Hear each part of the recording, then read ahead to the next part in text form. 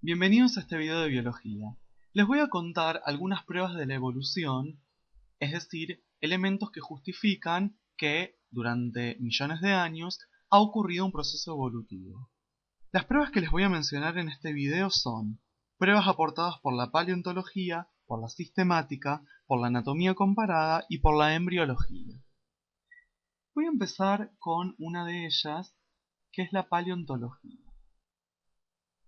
¿Qué es la paleontología? Es una rama de la biología que se dedica a estudiar los restos fósiles. Entonces, una de esas primeras evidencias o una de esas primeras pruebas son los restos fósiles. ¿Qué son los restos fósiles? ¿O qué es el proceso de fosilización? Es un conjunto de procesos que tienen que ver con lo químico, con lo físico, con lo biológico y con lo geológico, que actúan sobre los seres vivos a lo largo de millones de años, cuyo resultado final, ¿qué es? La conservación de organismos enteros o partes de ellos. Entonces, es la conservación de organismos enteros, porque se pueden encontrar toda la integridad del organismo, o bien partes de ellos. A veces se pueden encontrar, por ejemplo, huesos de las piernas, otras veces cráneos, etc. O también indicadores o indicios de su actividad. Un indicio, por ejemplo, de su actividad son, por ejemplo, las huellas, ¿sí? Que no son partes, pero fueron un indicio de su actividad en el pasado. ¿Por qué son útiles los restos fósiles y en qué ayudan en muchísima medida a entender el proceso de la evolución? Porque revelan lo que se conoce como una sucesión de patrones morfológicos. Una sucesión de patrones morfológicos. Es decir, en cuanto a la morfología y a la estructura de los seres vivos, donde las formas más simples son anteriores a las formas más complejas. Entonces, muchas veces lo que se observa en el registro fósil es que fósiles más simples son los que se encuentran en estratos mucho más inferiores que los que se encuentran en estratos más superiores o más superficiales, donde ya hay formas fósiles que son mucho más complejas. En general, ¿qué ocurre con los fósiles? Para que tengan una idea, se conservan partes duras de los seres vivos, como por ejemplo exoesqueletos o bien esqueletos, y además se conservan en rocas sedimentarias, no tanto en rocas ígneas sedimentarias o en rocas metamórficas, sino que más bien en rocas sedimentarias. Bien, dicho esto, voy a darles ahora la utilidad de los fósiles. ¿Por qué son útiles los fósiles cuando se encuentran y en qué aportan a la evolución? Ayudan a resolver procesos evolutivos, es decir, incógnitas o eh, parches que no se pueden deducir. Por ahí los fósiles sirven para resolver estos problemas o procesos evolutivos. Otra de las utilidades que tienen los fósiles es la datación y la correlación de distintos estratos. Es decir, averiguar o conocer las edades y la comparación de distintos estratos que hay en la Tierra. eso también puede darnos indicios digamos, en qué época se encontraron esos fósiles y desde dónde data esa vida. Y además son indicadores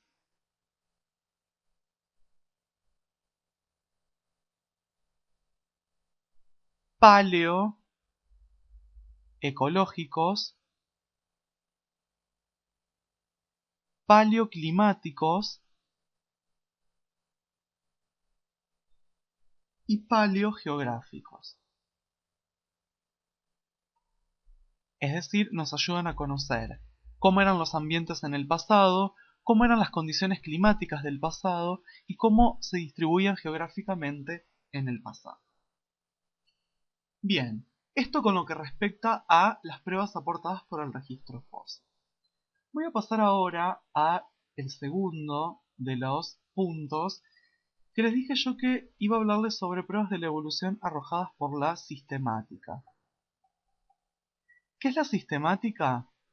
La sistemática consiste en la descripción de los taxones o categorías taxonómicas. Descripción de los taxones. Recuerden que los taxones eran, o categorías taxonómicas, eran por ejemplo la especie, la familia, el género, las clases, etc. Además de la descripción de estos taxones, ayudan a delimitarlos, delimitación y la comparación. Comparación entre ellos. Teniendo en cuenta obviamente la historia evolutiva de estos taxones. Una herramienta que se utiliza muchísimo en sistemática son los árboles filogenéticos. Es decir, gráficos que justamente tienen forma de árbol, que lo que van mostrando son los parentescos que se dan entre los distintos taxones. Entonces, de acuerdo a la afinidad estructural que haya entre los distintos taxones, podemos obtener distintos grupos. Y de esta manera conocer justamente el parentesco que van a tener. Grupos podemos tener, por ejemplo, los que se conocen como monofiléticos, que son aquellos grupos en los cuales los caracteres que son comunes entre distintos taxones derivan por divergencia de un ancestro común. Los grupos polifiléticos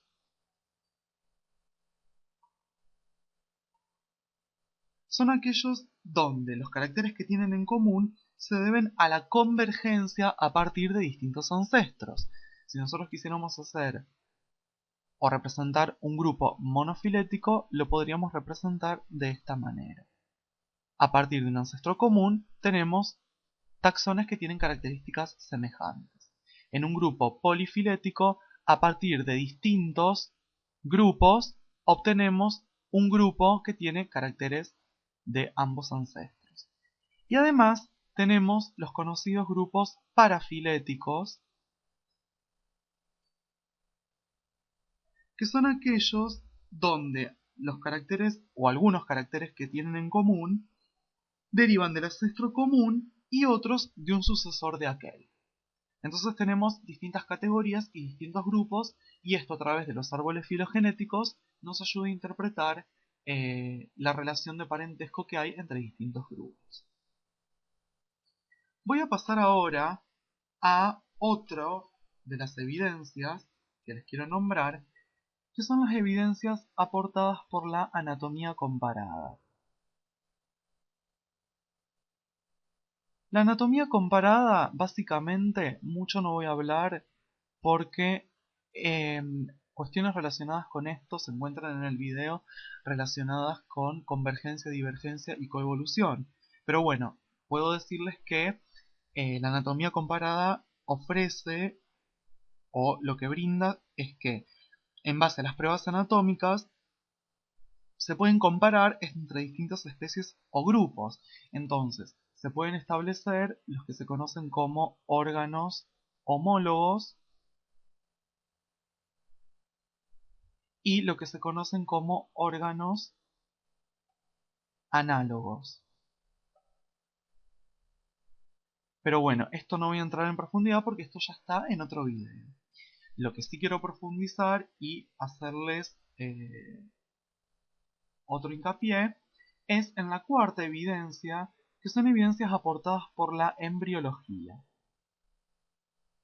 Es decir, la rama de la biología que se encarga de estudiar las semejanzas entre los embriones de distintos seres vivos. ¿Por qué es importante los aportes de la embriología? Porque durante el desarrollo embrionario se muestran y aparecen todas las características que un ser vivo va teniendo a lo largo de su evolución. Entonces, una frase muy clásica dentro de la biología dice que la ontogenia recapitula la filogenia. ¿Qué quiere decir esto? Cuando hablamos de ontogenia, estamos haciendo referencia al desarrollo evolutivo de un organismo. Es decir, el desarrollo evolutivo que tiene un solo individuo. Pero cuando hablamos de filogenia, estamos hablando del desarrollo evolutivo o la historia evolutiva que tiene la especie.